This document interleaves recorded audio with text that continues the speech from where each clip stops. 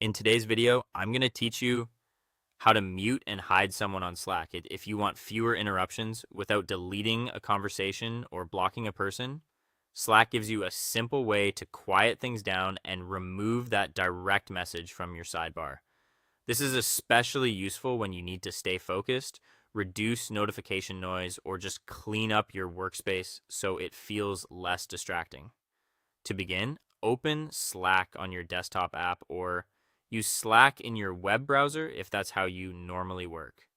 Once your workspace is open, look over to the left-hand sidebar and find the direct messages section. From there, locate the conversation with the person you want to silence and click to open that direct message thread.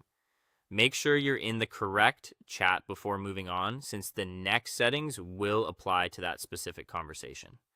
Now that the direct message is open, look at the top area of the chat window. In the header, you'll see the person's display name or their profile picture. Click directly on their name or avatar. This opens their profile panel, where Slack shows more details and conversation options related to that person. If the panel slides out from the side, that's exactly what you want. Inside that profile or options area, look for the mute setting. In some versions of Slack, you may see a button labeled mute right away. In other cases, you might need to click the three-dot more menu first and then choose mute conversation. Once that setting is turned on, messages from this person will no longer trigger sound alerts, desktop pop-up notifications, or mobile push notifications for that direct message. The conversation still exists and you can still read and reply whenever you want, but it won't keep grabbing your attention.